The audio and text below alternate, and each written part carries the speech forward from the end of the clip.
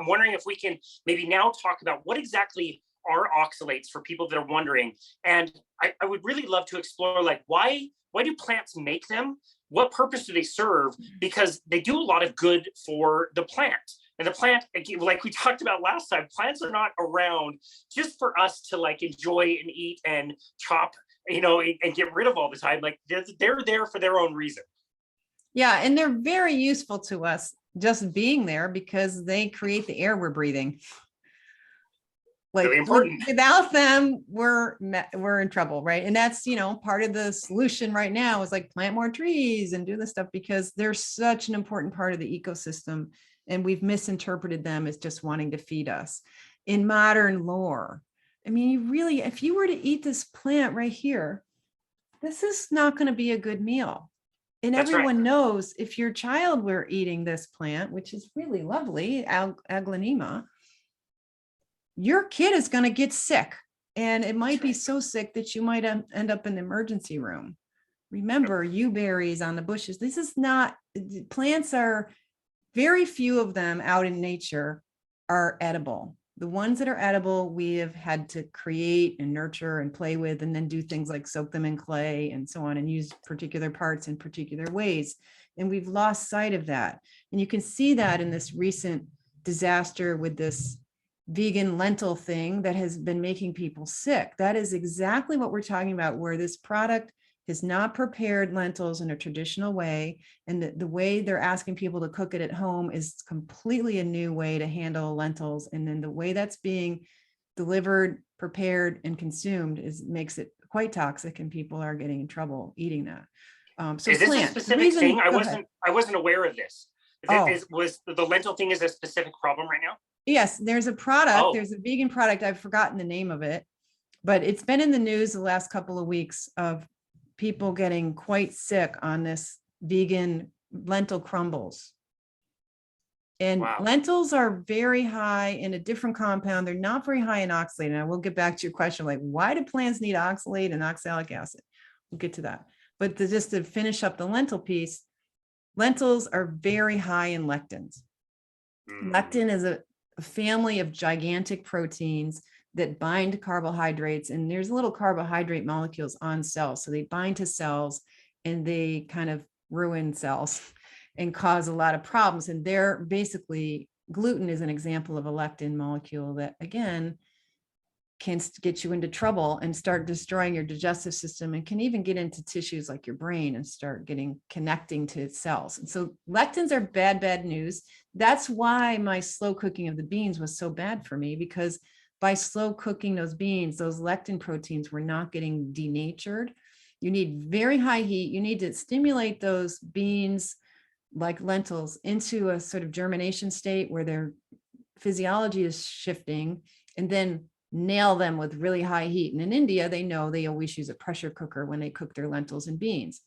But whatever they're doing in this company producing this lentil product, they're not using water-based, pressure cooked, and they're not soaking them and germinating them and dealing with the lectin problem and whatever other compounds are in there. And then a person is to fry this prepared in oil at home. None of that is traditional preparation. So it's messing up people, giving them intestinal problems. Well, thank you for that explanation. I was not aware of that. That's insane. Yeah. And I feel bad for anybody, because my use of slow cooked beans gave me a very bad case of irritable bowel syndrome, where I would be doubled over in pain, wondering if I should die. I remember being on the bathroom floor. And then one time I was trying to drive back home from the gym, and I had to pull to a side street and wait for 10 minutes for the cramps to stop so I could safely drive.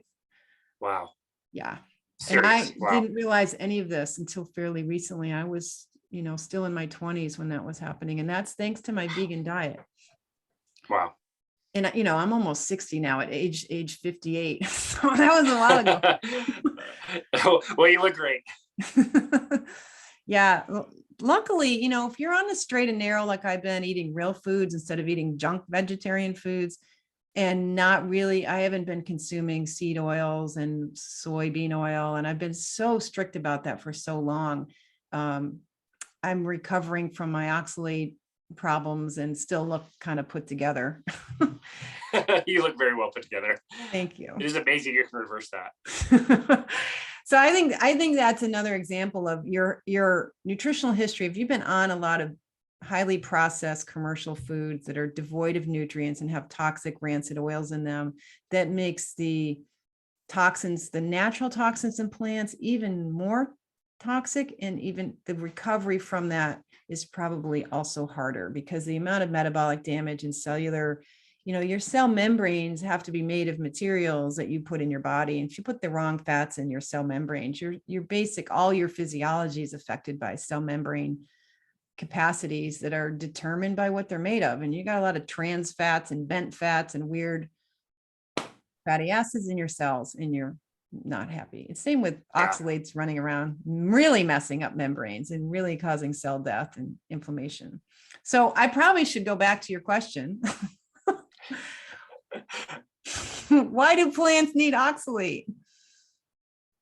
Why do plants need oxalate? Why do they need it? Well, they don't totally know. And the researchers have identified like 6 or 7 purposes for oxalic acid. And then the plants make oxalic acid. In many cases, the physiology of plants seems to be make vitamin C first and then turn that into oxalic acid, which is interesting because vitamin C easily transforms itself into oxalic acid. It probably can do it in the pill itself, in the jar, in the food, but it definitely does it in our bodies. And a major source of oxalic acid, which becomes oxalate, which is the salt form that starts creating crystals in the body.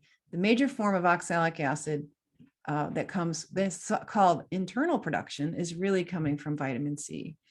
So you can overconsume vitamin C, definitely with supplements. And there's even a couple of studies that suggest overdoing C, even in natural fruits and vegetables, is pro-oxidative. And if you do it all the time, it creates oxidative stress. And that's probably because the vitamin C turns to oxalic acid in the body. That's where the oxidative problem comes from, is when you have high levels of vitamin C is directly pro-oxidative and anti-cancer because it's just cell murdering, and the cancer cells are more susceptible. So anyway, the plants need that oxalic acid because it helps them manage calcium. Some plants are really sensitive to too much calcium, like all of us, we need just the right amount of calcium in our cells, and soils are loaded with calcium. So when there's high calcium soil, the plants need more oxalic acid to manage that. In fact, with tomatoes, if it's high calcium soil and it's a very humid summer, the tomatoes will make so many oxalic acid crystals, this is calcium oxalate crystals, that they get these little yellow bumps on their, what they call the shoulders. The top curve of the tomato will have yellowing and little bumps, little like blisters. And those are the oxalic acid crystals kind of breaking up this other cells in the tissue. So those tomatoes don't keep well. They're not marketable. So it's a big problem if you have too much calcium and you have a humid summer, because the oxalate gets so much that it wrecks the tomato itself. So the tomato is trying to contain the damage that just free roaming calcium would do to them in that human environment. And by doing so, that still has side effects. So even crystals forming in the tomato is hurting the tomato. But it doesn't matter if you're a tomato, because your only purpose is to spread seeds for next year. So if the flesh is damaged, nature is not too worried about it. So you're going to manage your calcium, and trees will shed the calcium through the tree bark.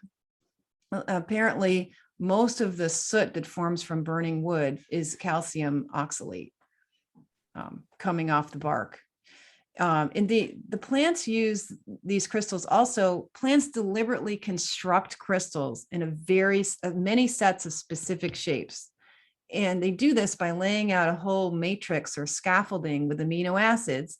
And many amino acids are attractive to calcium. So calcium and oxalate will set up on these amino acids just so, and the plants know this and can build very deliberate shapes.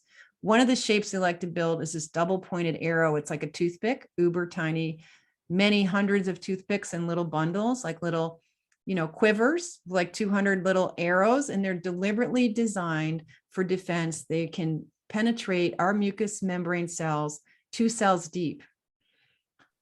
These little arrows. Wow, and that's crazy. I've seen videos where the plant is deliberately shooting them out one at a time.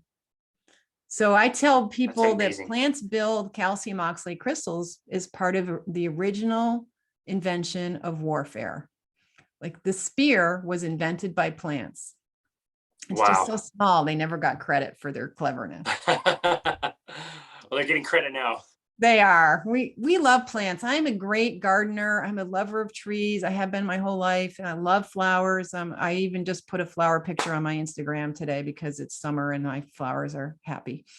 And these plants, you know, they're doing the ones that were in the shade. Like this is a shade plant. The ones that are house plants come from the tropics, and it's a shade plant.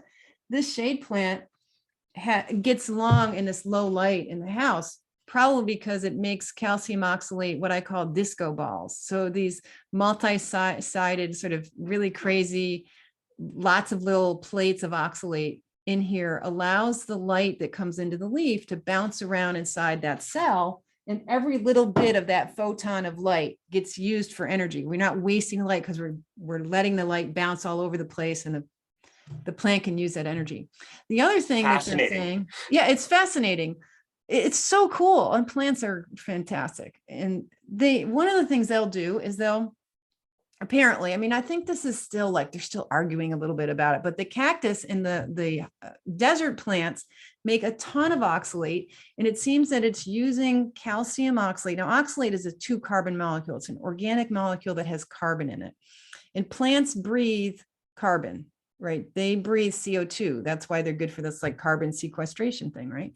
They breathe CO2 and they produce oxygen, but they do this breathing and producing of oxygen during the sun times. When the sun is out, that's when they're creating glucose and sugars and building and growing. Well, in the sun, in the desert, it's parched, man. There's this really dry.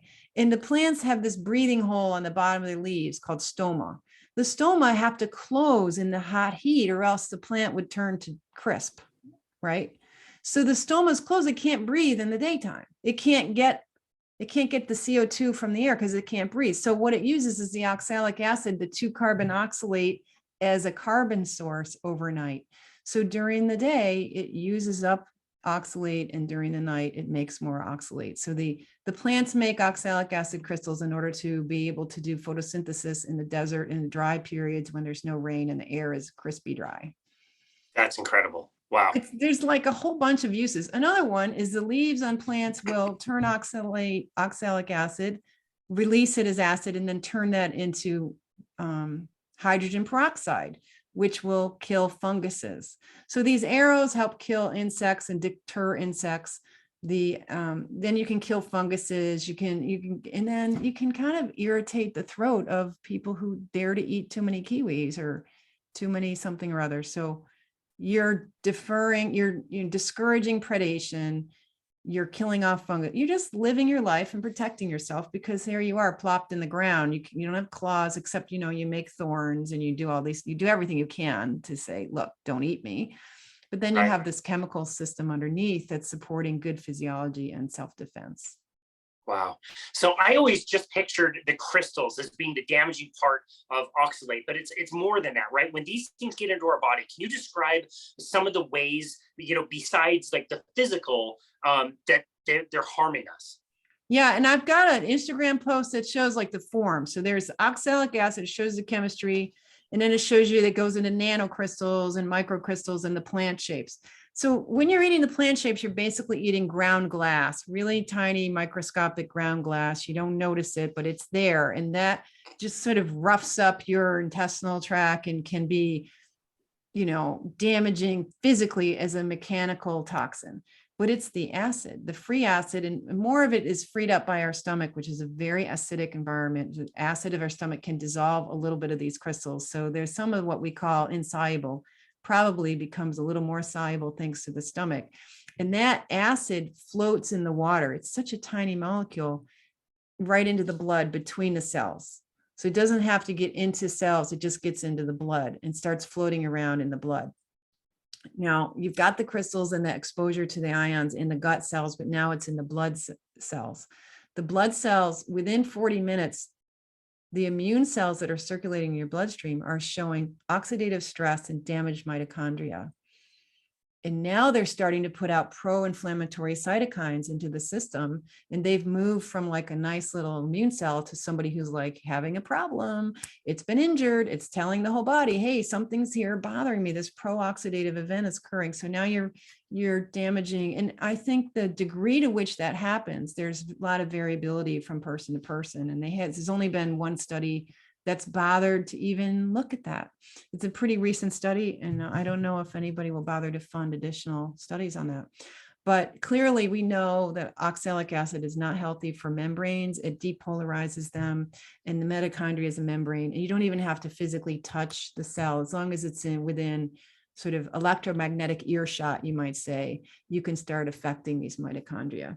And the blood that comes from your stomach and comes from your small intestines and your colon, all of that's draining the food and nutrients and oxalic acid out of your food, it goes straight to your liver, right? Your liver has to clean up whatever you're absorbing for your food to protect the rest of the body.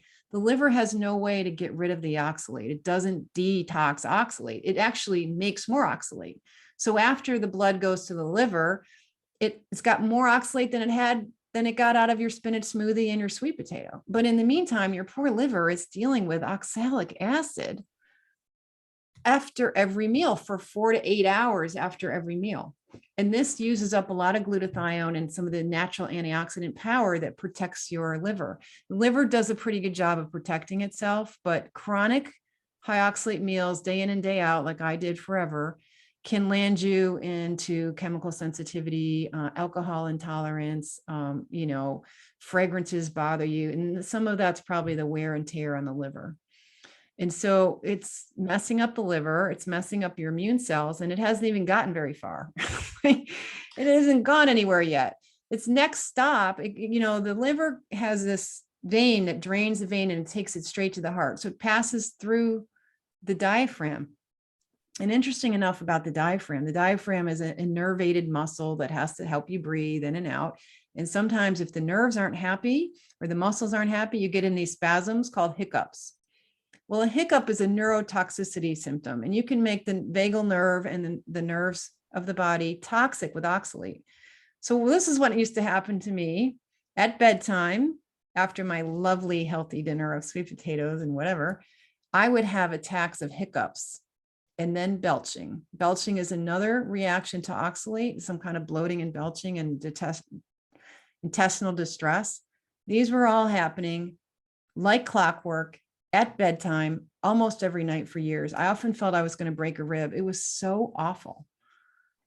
Yeah, hiccups are like kind of funny for a minute and then not so funny after a while. And it just occurred to me, I used to get hiccups all the time, but since I've been more strict carnivore, I can't remember the last time I've gotten them. It's so funny. Because that was a neurotoxic reaction to oxalate, probably.